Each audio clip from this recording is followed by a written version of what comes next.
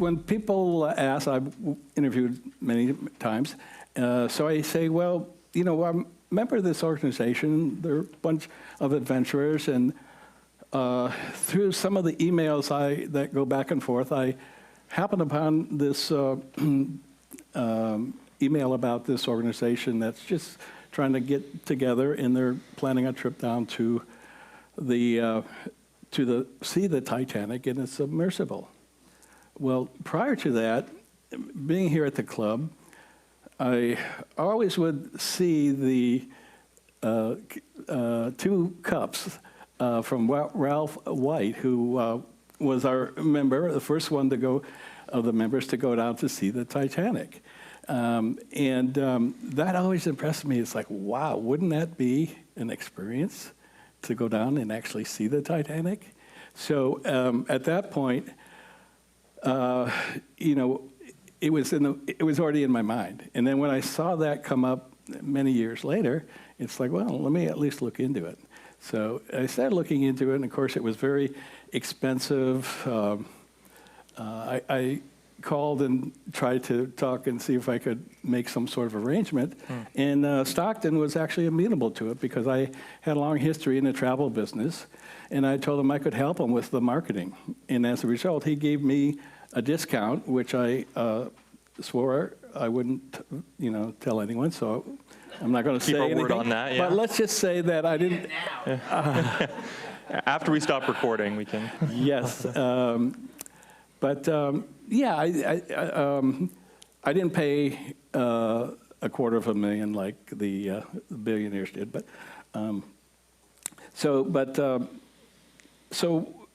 timing for me was just everything kind of fell into place. I had just sold a home here in Los Angeles, had a fair amount of equity, so the funds were available.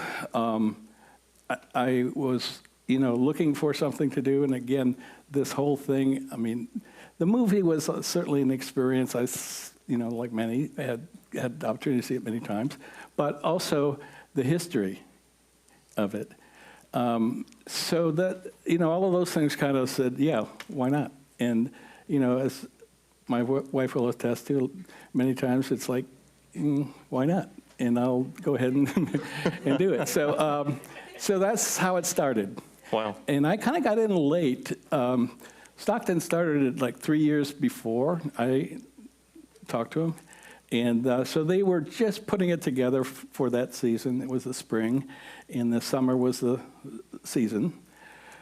And he made room for me on the first one. Wow. They had an opening. And so that worked out for me. In hindsight, everything was just incredibly lucky. I was literally at the right place at the right time. So it all kind of fell into place, and that's how I got on. It sounds like you're very proactive about seeking out a seat on this this dive. I was, yeah, I was. Yeah. You know, it was something that I really wanted to do, and you know, as we'll get into a little bit, you know, all of the dives weren't successful. In fact, most weren't. Mm-hmm. So the fact that I was not only able to get a seat or a place on the inaugural mission, but I was also able to actually be successful in seeing the bow. That was just amazing, yeah. Did the construction or timing give you any pause when you first started exploring this as an option for adventure? When you started talking with the crew and you know, negotiating the price for the voyage, did you stop and think, well, maybe? The organization is based in Seattle. They really didn't have a lot of crew at that time. They had some people who operated in the office, but at that time, it was more just dealing with the people that were setting everything up. So I didn't really have a lot of insight into the construction and submersible and everything at that time. Later on, as I got closer, I made some inquiries and had some discussions, and I think I'll explain that a little bit more detail when we show some of these slides that I have here about why I felt it was safe And, you know, I was maybe a little bit naive but at the time, but why I felt it was safe anyway. So I guess when we get to the slides, we'll touch on that a little bit. So We will, yeah. back to the beginning, you've made contact, you've secured a seat. Yes. You were probably ecstatic. Did you tell all your friends and family? How did? No. No. Not exactly. And then and my daughter over there, she's smiling. No. I had told them that I was going on an adventure, and which, you know, I've known to do on occasion. So they were really curious, like, what are you going to do? And I said, well, you know, it's going to be pretty cold. It's about 10 days. Going up in northeastern Canada, and but I said, you know, I'll tell you when I'm there or when I get back. So, but they were really curious. I kept pressing, and one of the things that my daughter Kristen here had said, well, because she knows I watched all those shows like Treasure of Oak Island and that, she goes, oh, because I was flying out of Halifax on my way back. She goes, oh, I know what you're doing. You're going to go up there and look for the gold on Oak Island. I said, well, I'm not telling you, you know. So I somewhat led them to believe that, just so they wouldn't be worried, number one, and they wouldn't be concerned and, you know, call whatever. So, yeah, I didn't mention it to anyone. Must have been a feat. It worked for me. Now, there were some major issues at the time, too, because at this time, United States residents were not allowed to go to Canada. It was during the height of COVID.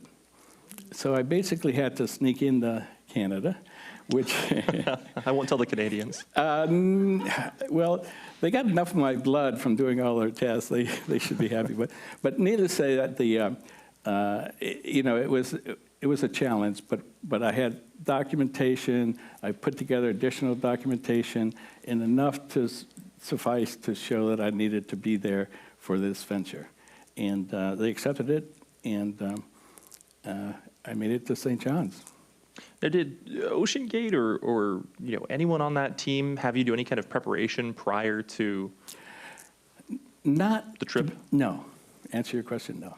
They did a little bit of interrogatory in terms of, you know, your health and, do you experience claustrophobia? Do you have any, you know, fears or issues that would be of concern being in a confined space for a long period of time?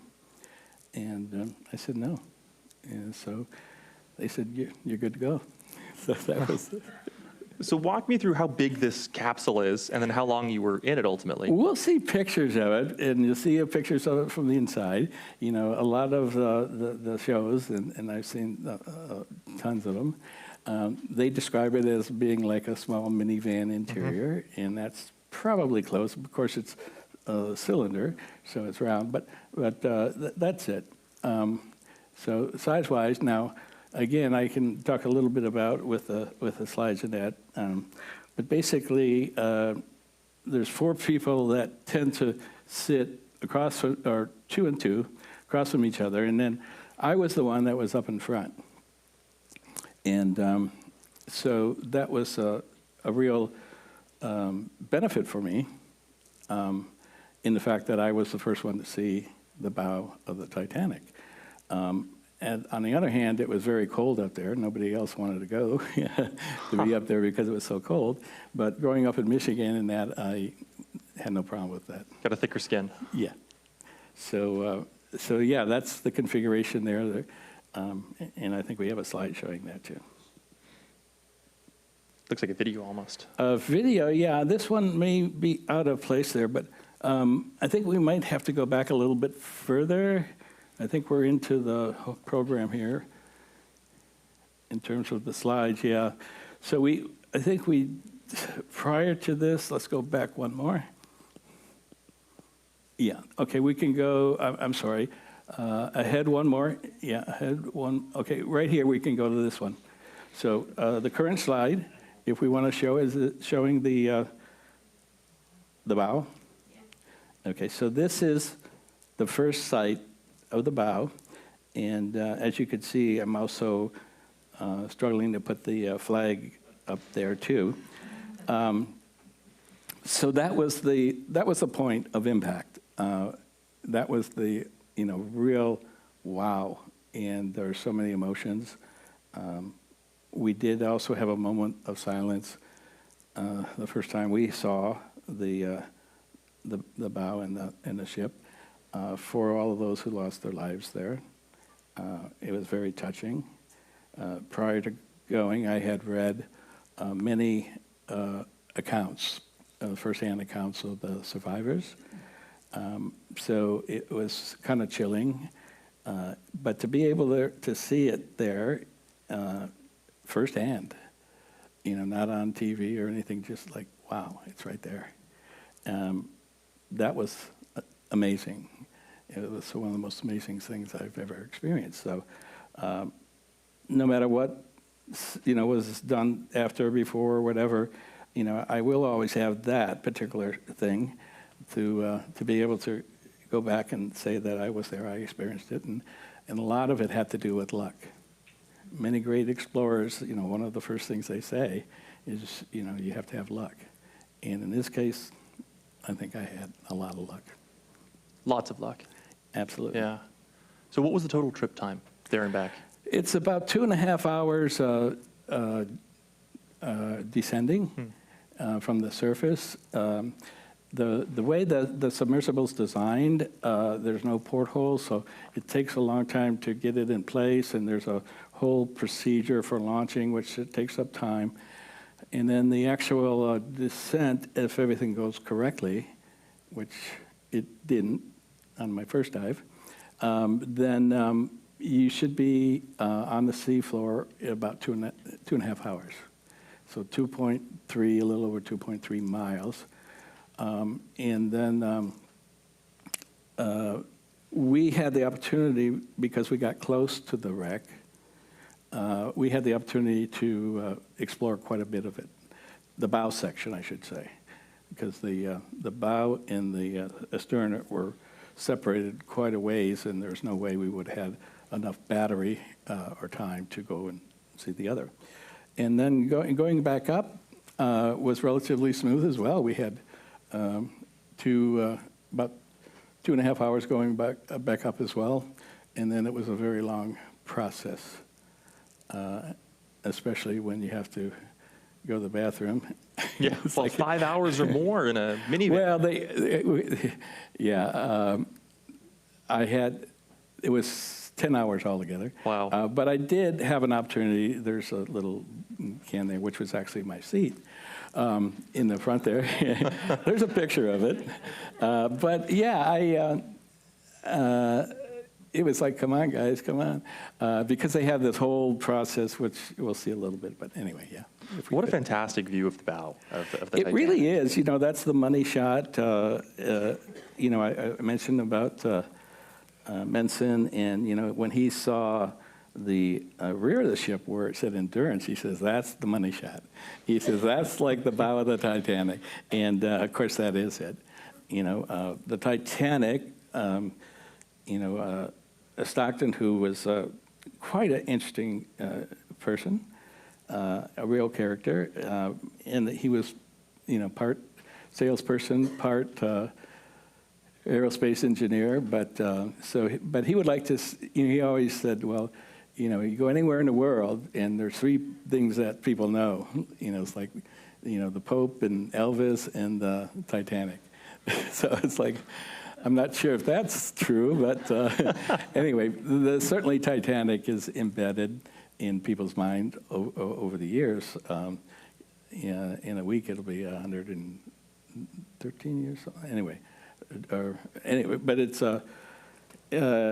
it's something that everybody is aware of, and I don't know if I could get up and show. Point on one of these slides, maybe, or is there a? Sure, I don't see why not. The camera won't follow you, but yeah, absolutely. Okay. Feel free to move around. No, I just want to go back to the last slide. So this is a good, so here, this is me, pretty much. So I was in the front. So this is a monitor back here, and then we had the proverbial game controller here. The infamous which game controller. Infamous, yes. And the acrylic port here. So yeah, this gives you a little bit of idea here, and these are the rails. These are the propulsion units here. So this is forward and back. There's one on the other side, and then there's one up and down as well, which is located over here.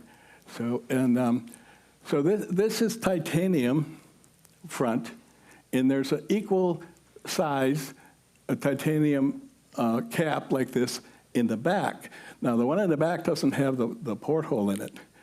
And in the middle is supposedly 5 inches of carbon fiber that's been rolled over a period of time. And that makes a cylinder shape, which is not the best shape if you're going that deep into the water with that kind of pressure. But this gives you a good idea. So if we want to go to the next one, maybe? Next slide, maybe? Yeah. There we go. So here's the toilet. People would make fun of that. And they also made fun of some of the supplies that Stockton picked up were like from the RV store, things like that. And so these were like combination of lights and the handles if you try to move around. And those were actually picked up at the RV center as the door latches are. Wow. So, excuse me. So yeah, we can go to the next slide. So here, so here's this is interesting because I was on the first mission. Now the mission actually consisted of 5 planned dives, and the first dive, when we got there, was canceled because of the waves. And the way that the vehicle is launched, you have to have pretty calm seas. In dive 2, which had ended up a friend of mine who is a good friend now, lives in Michigan. He and astronaut Scott Persinski were on that dive. Now that dive was successful in the fact that it made it all the way down, but they had issues when they got to the bottom, and they were too far to see the wreck. They did get a chance to see a little bit of the debris field, but that was it. And then comes my dive, the dive number 3, which is my first dive. And the fact that the day before they made it all the way down was kind of good for me. It's like, okay, we can do this. They could dial it in after that. They could dial in the navigation. And somewhat. Yeah. Come to find out, the currents do play havoc because you're pretty much at the mercy of where you land. Now, you can do a little bit of manipulation, and we have a grid that we try to keep track of where we're at any given time and how far we're going to be from the wreck. But that wasn't the issue on this dive. The issue was that we lost, first of all, we lost power, and the screens weren't working. And then... How far into the dive? This was about halfway. And then about 3/4 of the way in, it got worse because we lost communication. Wow. And then we lost power on one side. So it was at that point that the decision was made, pretty obvious that we should abort the mission. In order to ascend or abort the mission, there is a series of weights that are alongside in a rack, and there's a mechanism that's operated by a solenoid electric, and it releases the weights. Then the submersible becomes buoyant and floats back up. Unfortunately, that didn't work because of the electrical problem. Wow. So now we're stuck in one of the thoughts was that they have a backup, which is these weights that they tie underneath, and the weights are tied with this dissolvable material. And supposedly after 24 hours, this will dissolve and you float back up. So we were concerned, but we weren't really afraid. Nobody was panicking. Really? There's some video there, but it doesn't. At that particular time, I didn't record anything. But the fact that everyone was really focused on, okay, what do we need to do to solve the problem to get back up to the top?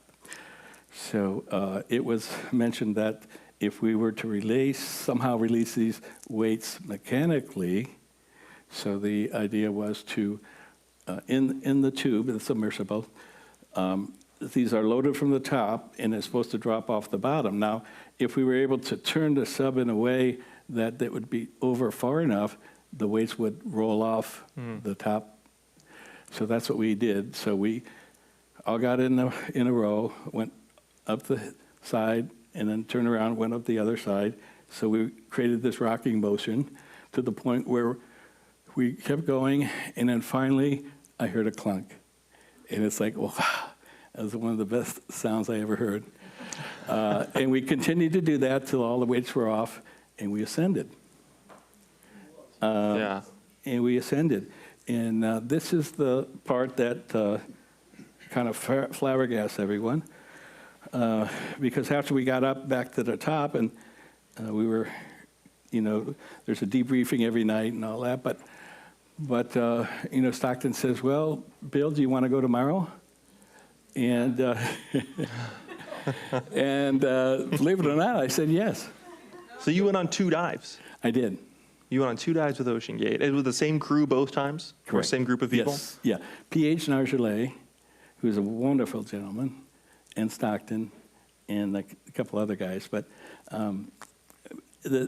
so as it turned out, that one worked out perfectly. So Almost. As close to perfect as possible. well, the second one. No, The second one. The second one was the one where you saw the bow and everything. And then I felt bad because there's some other people that were planning on going, and their dive was scrubbed because of weather. So if we want to take a look at the next slide, you can see,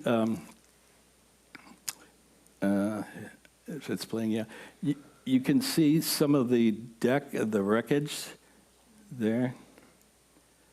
And this is taken on my camera, on my phone, looking out the front. And Stockton, everyone was really happy I took all this footage because their camera ended up not working. Wow. So this was really good. They were happy. So for a manned submarine, this is impressively close to the Titanic. About how close do you think you got at the closest point? Well, we didn't want to bump into it but you can see, I think maybe the next slide will show you, oops. Right, it's close, isn't it? It's very, very close. It's like in slow motion, though. You kind of float along and you kind of try to react before you need to. Was there any discussion or concern about possibly disturbing the wreck site? There is, but we were careful on that. At one point, this was the beauty about, and there was not really a lot of, I don't think we could hear the narration, but I was so lucky and happy to have P.H. Nargelet, who's called Mr. Titanic. He's been to the Titanic 37 times. He's the famous French diver, and he had done many dives in conjunction with the owners of the salvage rights. And if anyone's ever been to Las Vegas and saw the big piece, as they say, PH is the one that coordinated and brought that up, along with many other things. So yeah, he really knows his stuff in terms of the Titanic. So I was literally in the front there, and then he was like looking over my shoulder and then like pointing out this hatch goes here, and this is, Talk about a private guided submarine tour of the Titanic. It doesn't get any better than that. No, it doesn't. No question. So that was really amazing, and to have that insight by the top guy. Is this a sideways view, or are you looking down? To be honest with you, I can't see it here on our monitor. The hatch, Let me take a look. So that's the side where, yeah, you're looking at the deck up on the top there, yeah. So that's it's not the top deck, but it's probably the second level. Those are basically Windows there. portholes. Huh? Yeah, they're not really portholes. There's some sort of a window maybe, but you can see from there you can see the severe amount of decay, and this is a iron-eating bacteria that only lives in certain conditions, and unfortunately, this is one of them. And and they form like stalactites or mites there, and that's a piece of the flooring, I think. So that bacteria that eats away at the hull there, do they give it a date when the Titanic will be completely eaten away? They say 20 years, but in 20 years there will be the whole ship won't be gone. I think a lot of it may not be recognizable as much. So there's Our screen is back up, by the way. Oh, it is good. Yeah. So we can look at other. The next video maybe is a.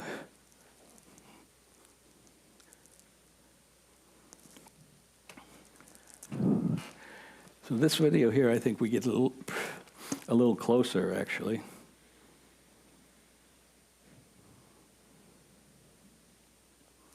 So you mentioned it was cold during the dive. What was the temperature? What was the atmosphere like in the submersible? So there was actually no heater at all, no heating, no air conditioning in the submersible.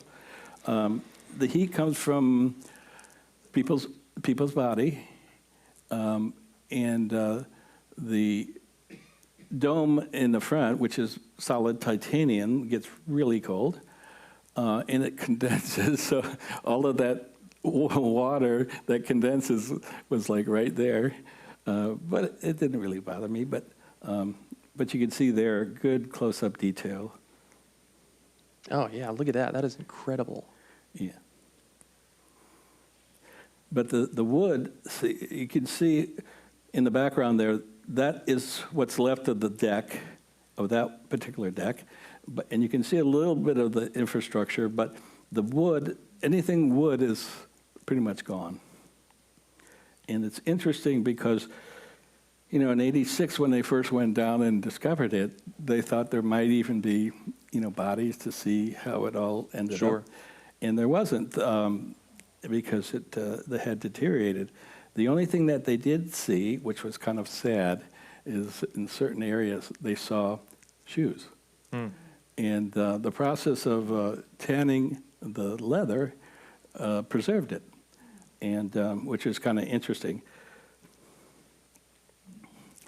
So we're, let's see, there's another slide somewhere about the cemetery, I think, or is it? So the human remains are long gone. They are long gone, it's correct. Personal effects, maybe, but those probably have deteriorated as well. That is correct. Now, here, the current slide, you see that I did actually, while I was there, I did an investigation and found out that there's a wonderful cemetery that is in Halifax. And not only, there's a great museum, but the cemetery is there because after the Titanic sunk, the survivors were taken to New York. The bodies, the debris were taken to Halifax. So the majority of them were buried there. And I thought, well, if I'm this far, I'm going to go see that.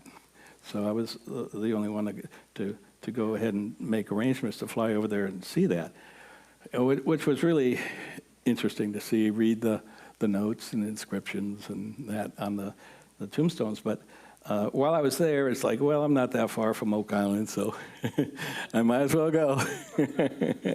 So I went to Oak Island, and I ran into this guy. They weren't filming, but this is one of the dive guys there. He's on the show, and he took me in his boat on a little tour around the island, which was cool. And then, since then, shortly after the tragedy, Nanette and I had several things scheduled, and one was to see our daughter who lives in Barcelona, and then I had been wanting again for years to go up and do the running with the bulls.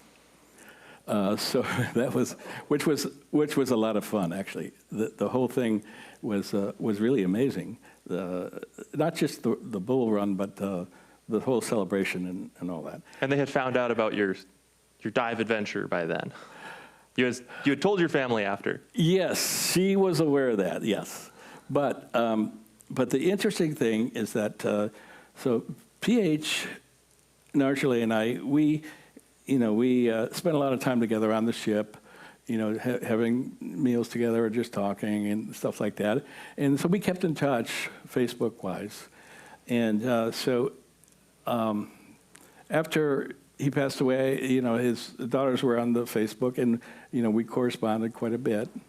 And it turns out they were in the south of France. That's where they live. And so after Pamplona, we were going to go to the south of France. So we coordinated it, and we took a trip down there and had the opportunity to visit Sidone, which is one of his daughters who lives there.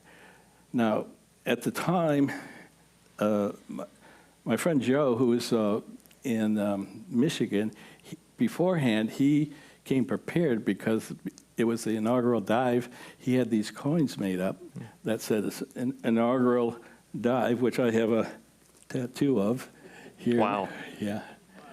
That is fantastic. I had this done after the tragedy. Wow. To remind me as a constant remembrance to all of them, but mostly for the two guys that I knew. So I had an extra one of these coins, and we gave it to Sidone, and she was really moved, very touched. I get a very, very touching moment there. Yeah, she said we were the only ones that, came over and did anything like that. But I'm sure others have now. But he had just a wonderful family, and we felt. So it was, in my opinion, it was a small token, but it meant so much to her that in turn, then it meant a lot to me. Yeah. So that was wonderful. So between your dive, your Yes. experience on the Titan, Yeah. and the tragedy, how many dives were there? How many expeditions were there? There were 13 that made it. I'm not sure how many were in total. I think they were trying to do 2 or 3 weeks summer. The weather has to be just right, but again, I don't know. But it wasn't a whole lot. That actually made it to the boat, to the ship. Yes, correct. Yeah, 13. That's what I heard. I may be wrong on that one, but This is turning into a choose-your-own-adventure interview. yeah, yes. In terms of, well, I guess you hinted at this earlier, you had some experience with the material science behind the sub. Yeah, if we can go to that slide with the airplane and. Yeah, I'd love to know, looking at this sub, what your thoughts were. Okay, the current slide, okay. So, I worked in the travel business for my aunt and uncle started a business, and we grew it to a pretty good size. And so there was a company plane in the upper left there. And this plane is called a Starship. It was built over 20-some years ago, but it was going to be the best business aircraft ever because it was the first one to have carbon fiber. It had all-glass cockpit. And then if you look over to the right, there's a little article that says about a doomed aircraft. And the reason it was doomed is because the FAA did not know how to deal with the carbon fiber. So they kept wanting to have more rigid construction. And as a result, it kept adding weight. So initially it was designed as a one-person or one-pilot airplane. Now all of a sudden it's over the limit. They have to have two pilots. It just no longer economically that feasible. But it was a wonderful plane. Because of the carbon fiber, we could go up to 42,000 feet and so forth. And it had the canard wing. It was actually designed by the Burt Rutan. And then, so after my uncle sold the business, I was still on as president, and the company that bought us was this huge company called TUI out of England, and they owned 10 different airlines over there, smaller little operations, but they were the first ones to order the 787s. And we had a meeting up in Seattle, and Boeing invited us over to take a look at this in the fuselage, again, of the 787's carbon fiber. Now, supposedly, this is where Stockton got his carbon fiber from. But, interesting. But any attempts to ask Boeing, and they say, it's like, no, Nothing to do with it. no, nothing to do with it. Yeah. But apparently, that's what he said, he got it. Boeing's getting its karma now, I mean. Oh, God, yeah. But, yes, you got that right. But so needless to say, here's another instant in where the 787 was delayed many years because of the FAA and the restrictions and the safety and all of that, which, looking back is certainly the way to go, and it needs to be done. But at the same time, it's like, okay, well, in both instances I were familiar with, it kind of delayed and stalled. So when Stockton said, the reason I can't get this certified is because all of these delays, and they won't, they need this, and they won't understand this, and so I, in the back of my mind, I was naive and stupid, and I said, well, I can relate to that because I had seen it happen. And You'd seen it firsthand. Yeah, a couple other scenarios, but unfortunately, the aerospace use of carbon fiber cannot be related to submersing something down with that kind of intense pressure. Two different things. I suppose you're right. You have atmospheres of pressure from the outside versus a flight. You have pressure on the inside of the all craft. of those things. So again, on a cursory level, I knew just enough to be dangerous and think, oh, yeah, that's fine. So a lot of people say, well, didn't you think about, it's like, yeah, well, I investigated as much as I could, and, I felt it was okay, and I went. So, in hindsight, do you think, well, I guess from a marketing perspective, as you were beginning to assist with marketing and driving that, do you think the mishap here really, crushed commercial submersible travel? For poor choice of words, but I don't see anything happening in the near future that would be affordable in those levels. You still have the 1- and 2-person submersibles that are built, by governments, Russia or others, France. But those, again, everything is based on a spherical. So the place where the people sit are in the sphere. And, when you go to that kind of depth, that's really the design that needs to be. Unless it's solid maybe you could do a tube like that with solid titanium, but then it would be like a rock. So that was Stockton's, brainstorm, and said, hey, I can do this. We can put more than 2 people on. We can make it, it could be a money-making venture. Everyone wants to go to the Titanic, but that, in my opinion, is done. So, eventually, if they come up with some sort of a larger vehicle and put a dozen people in it, and it's all titanium, and they test it beyond, take it down to the Mariana Trench or something, and, Sure. and really make sure it's safe, then maybe. But I don't see that happening for a long time. Sure. Yeah. After something like this, it's pretty hard to recover image and perception of safety, Sure. even though, people Everything. will come along and Yeah. redesign and make it safer. Yes, absolutely. So interesting stuff. It's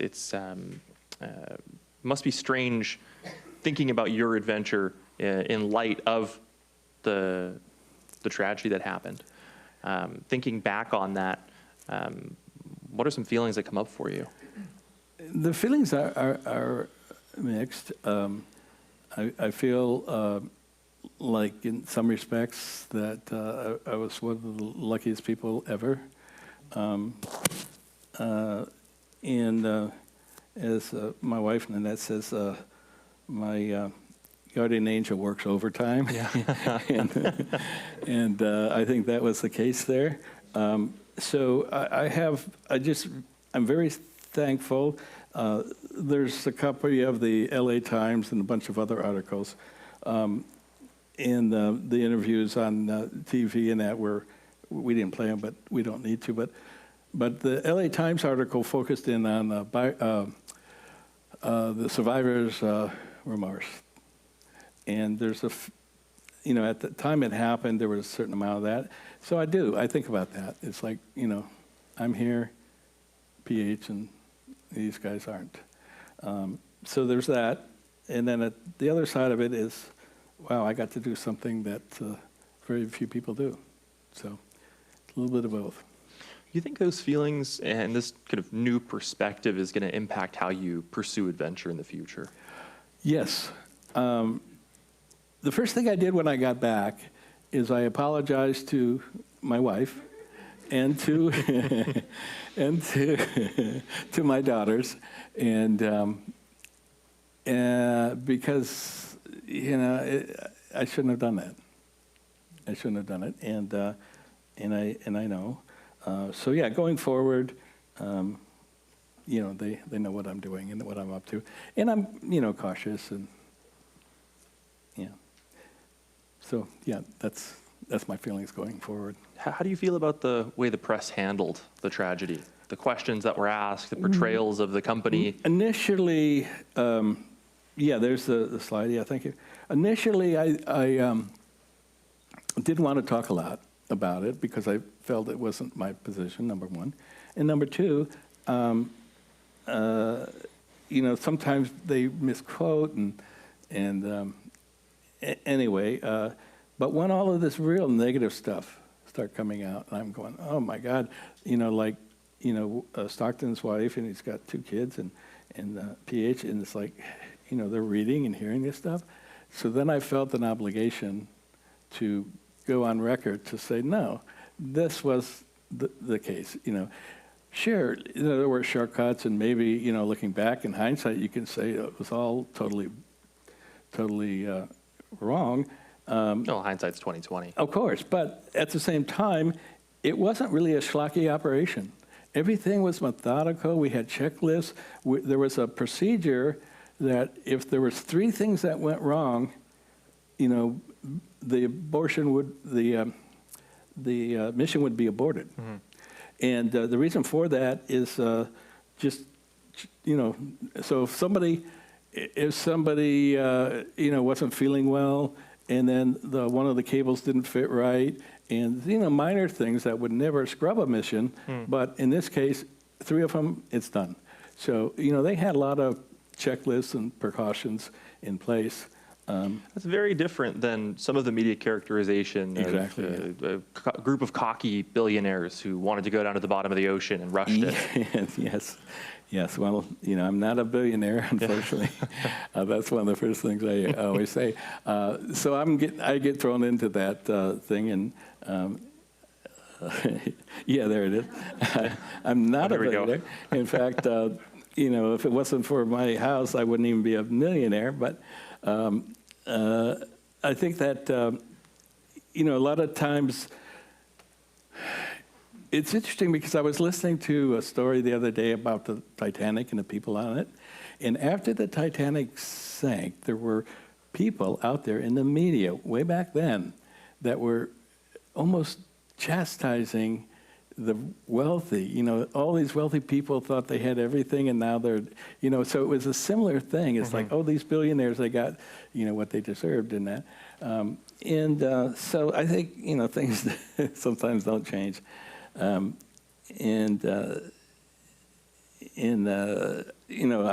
I'm not making any money unless you guys want to pay me. Well, we're gonna pass a hat around later. Oh, okay. Well, no,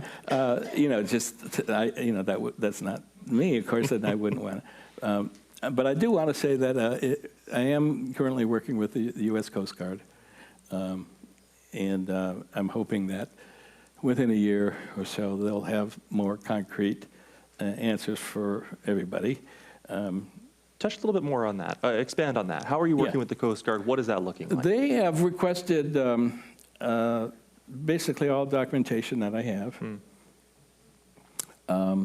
including media in that. So, and I'm from the dives. Yes, and I'm complying with that. So I have, a couple hours worth of video that I didn't want to bore everyone with, but there's certainly plenty of video. And there's instances where you overhear, in fact, if you guys want to see one, Yes. Can we go to the slide that shows the tunnel? Yeah, that one there, current slide. Now, can you play the video, or? Oh, that's it, huh? Well, anyway, that's Stockton. So the thing basically shut down. So he's in the back trying to repair it. Wow. And we're about, 1,000 feet down. But wait till you hear what comes up here in a minute.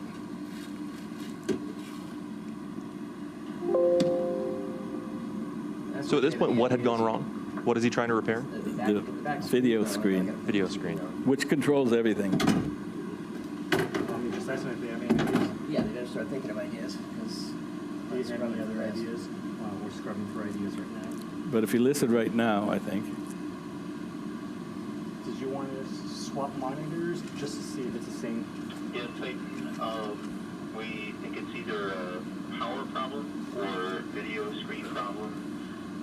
I would suggest, if possible, if you could power off the control computer and then power off completely and bring everything back up from a cold start.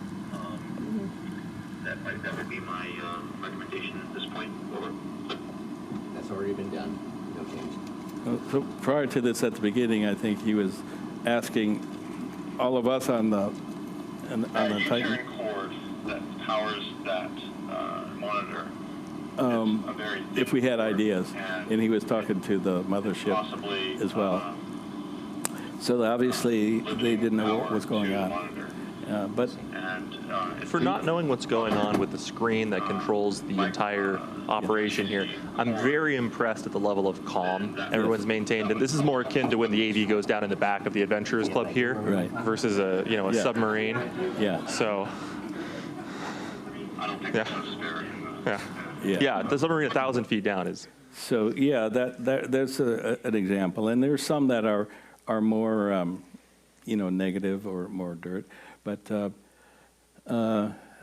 anyway, I want to give you a realistic idea of what it was like down there, and I think I did. So I think you absolutely have. This is fantastic insight into what the reality of a dive on the OceanGate Titanic or Titan would have been like. Yes. Yeah. Yeah, it's mind-boggling to have such a clear inside view of what the procedures were, what happens when a screen goes down, what happens when you hover over the Titanic and everything goes right. It's I remember seeing all of the media coverage of the tragedy of the explosion or the implosion rather, and right. the memes and the like you said, media frenzy, everything happening, and this is not at all how it's characterized. So to give us right. and our club here an inside look is quite a special thing. Yeah, I there was some negative stuff that do have merit. I'm sorry. And for instance, there was a lot of comparisons about we're spending all this money, government-wise, Coast Guard Net, for this rescue of these billionaires. Meanwhile, there's other people dying in boats across the world, and so there was a lot of that, and that's understandable. I can see that. One of the things that was in my mind is that I knew, going into it, that because I was talking to Stockton, I says, "What happens if there's a little leak?" He says, "Oh, don't worry about it. You'll never know." And I go, "What do you mean?" No, he was honest. That's exactly what he said. He goes, "You'll never know." He says, "If there's a little leak, it'll be over just like that. Wow. Your brain won't even process it." And there's been a lot of talk about that, but no, he told me that. So, and he also said that if we're down there and we have a problem, nobody's going to come and get us. There's nobody that has the technology or the whatever to come and get us. Now, we did have a ROV on board that possibly could have. In fact, they used that ROV on the rescue mission.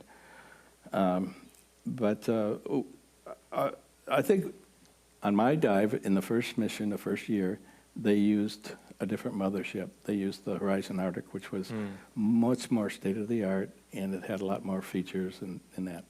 So by the time I got to the third year, they used the other ship, which was a similar vessel, but it didn't have the capabilities. So instead of being able to launch it off the back, they had to pull it and drag the whole unit on the back. And I think that was a downside. There's a lot of iterations of this sub. It's the same sub. It's just a matter of how do we get it there. And I think that the first year that ship was available and it was reasonably priced, and by the time it came the third year, it wasn't. So. Interesting. Yeah. I know the audience is bursting with questions, and if it's all right with you, I'd love to open it up to those questions. Of course. Looks like we have I'm going to start with one question here. You talked about the current, Lance Miller, 1222. You talk about the currents. Are the currents at different levels going different directions? Because you got 2.5 miles you're going down through, so or is it one sort of general current? There's one general current, but within that there is also, because it's such a 2.5 miles, or such a long distance, that there are different layers and different currents. Yes. Okay. Questions?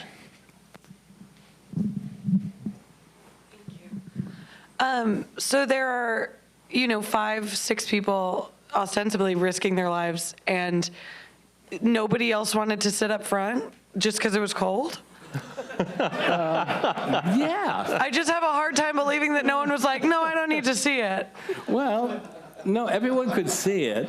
Okay. Well, because it was on the monitors. Of course, we had. But you're the only one who got the window. True. Nobody else wanted to see out the window? He's sitting on the toilet, remember? Yeah. I'd sit on a toilet to see a Titan. Well, thank you for the answer. No, but you're right. Now, so there's a few other things to go in it. My stature is such that I could kind of curl up in there. Some of the other guys were taller, and they would be really cramped in there. So, but I kept saying, does somebody want to come up? And it's like, no, that's all right. Wow. Yeah, I mean, there was no schedule, there was no appointed areas or whatever. It was pretty, I want to ask the audience that we ask questions through the microphone so YouTube can get it, and we don't get a free-for-all of just asking questions here. So I'll come around to you, okay? Yeah, thank you. Next question. I have the talking mic. Well, I'm trying to derail there for a second. Do you believe that there's any pushes for any other commercial dives back on the Titanic, given the tragedy, or after the tragedy, that's the end of the voyages? commercial, yeah, they will continue to, there's been talk about retrieving more material from there, so those would be considered commercial. But those are going to be conducted in already well-proven vehicles. They're not going to be, quote, as they say, tourist sightseeing vehicles. So, yeah. Hey, Craig Carroll, 1230. That was awesome talk. It was super interesting to be on the inside. I'm curious, is there just a general thought that there's just a degradation in the material over that number of dives, or is there any theory as to why it imploded? If you go on the internet, there's at least 1,000 theories. If you want my opinion, I would say it's a combination of things. The first dive that I was on, I heard some cracking noise. And they apply the laminates in sheets overlaying. And, you know, I think that if the vehicle is bumped, you know, repeatedly, then that could dent it and theoretically weaken that area. There was a lot of other theories and some things that were pointed out that on the ill-fated dive that they were sinking at a rate that was very fast, too fast. Mm-hmm. And so if there was a little compromised area and they put it down too quick, then it may have imploded as a result of that. So there's a number of things. And then there's the thing about the difference between the titanium and the the titanium and the carbon fiber, two different, you know, that when it gets cold, they shrink in different levels in that. I was watching a documentary, and it was simulating the ship going down, and it broke in half. Uh-huh. And the bow went one direction and the transom went a different direction. Mm-hmm. Does anyone ever go to see the other transom areas? Yeah. The Titan actually was involved in mapping at one point, mapping the entire wreck site. So the bow, surprisingly, actually, you don't see that much of the bow because the bow went in real deep. On the other hand, the stern, when it went down, it went, you know, bottom first, and it kind of pancaked. So there's not a lot to see because all the decks are kind of pancaked like that. And then there's a debris field, you know, between the two. But they're quite a distance. In fact, I don't know, Phoebe, if you can find that slide of the yellow legal paper with the squares on it.